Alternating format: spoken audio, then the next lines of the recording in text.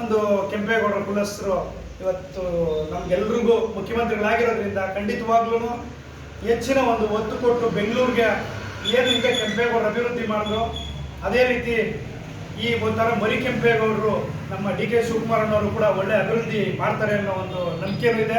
ಅದೇ ರೀತಿ ಕಾಂಗ್ರೆಸ್ ಪಕ್ಷವನ್ನು ಗಟ್ಟಿಯಾಗಿ ಕಟ್ತಾರೆ.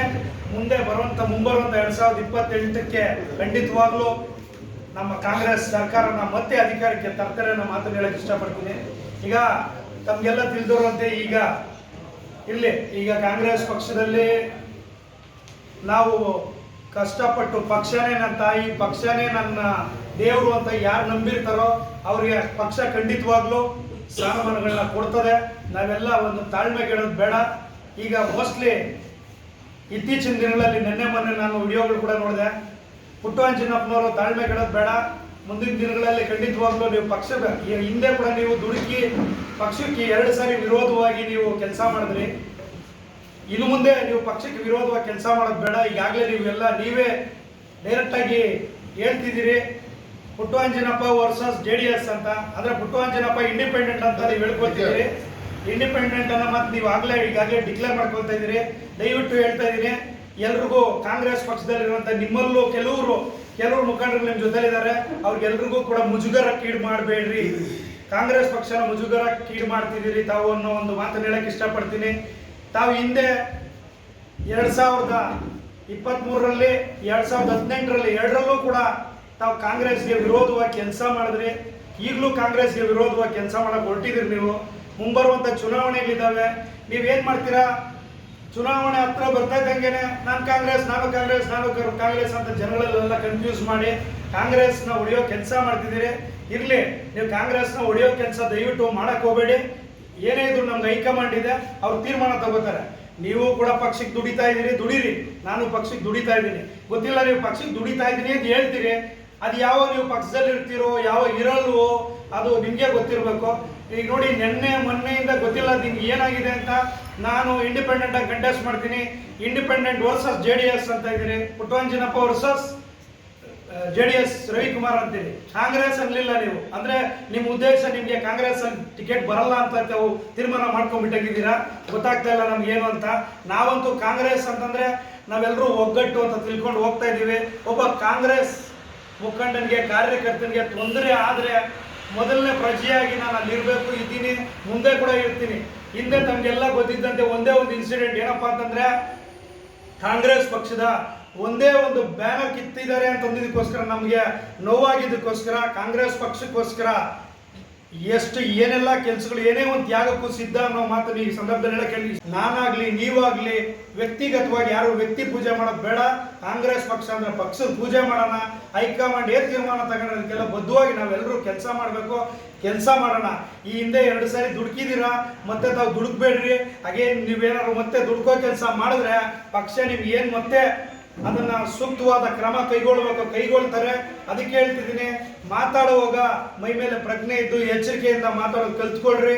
ಯಾರನ್ನೂ ಕೂಡ ಮಾತಾಡಬೇಕು ಅಂತಂದಾಗ ನೀವು 2 ಸಲ ಯೋಚನೆ ಮಾಡಿ ತಾವು ಮಾತಾಡಬೇಕು ಅನ್ನೋ ಮಾತನ್ನು ಈ ಸಂದರ್ಭದಲ್ಲಿ ಹೇಳ್ತಿದ್ದೀನಿ.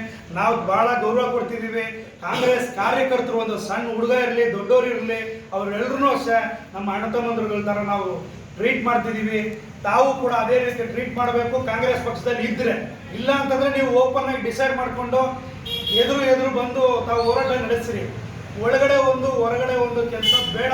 ಯಾಕೆಂದ್ರೆ ಎಲ್ಲ ಸುಮಾರು ಜನನ ನೀವು ಕನ್ಫ್ಯೂಸ್ ಸರಿ ನೀವು ಮಾಡಿದ್ದೀರಾ, ಈ ಸರಿ ನಾವು ಕನ್ಫ್ಯೂಸ್ ಮಾಡೋ ಕೆಲಸ ಬೇಡ. ಯಾಕಂದ್ರೆ ಕಾಂಗ್ರೆಸ್ ಇಲ್ಲಿ ಭದ್ರಕೋಟೆ, ಕಾಂಗ್ರೆಸ್ ಭದ್ರವಾಗಿದೆ.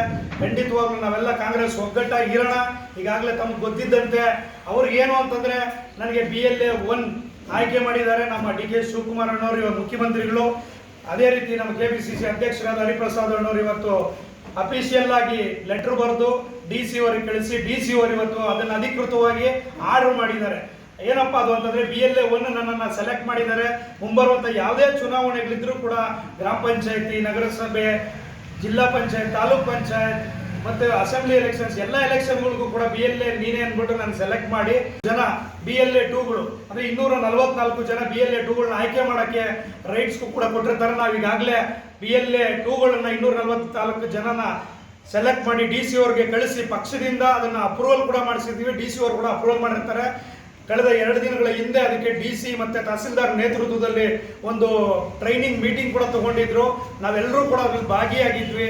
ಸದ್ಯದಲ್ಲೇ ನಾನು ಕೂಡ ಒಂದು ಕಾಂಗ್ರೆಸ್ ಭವನದಲ್ಲಿ ನಮ್ಮ ಏನು ಟೋಟಲ್ 244 BLA 2ಗಳಿದ್ದಾರೆ, ಅದ್ರ ಜೊತೆಗೆ ಮುಖಂಡರುಗಳು ಕೂಡ ಕರೆದು ಒಂದು ಸಭೆ ಮಾಡ್ತಿದ್ದೀವಿ.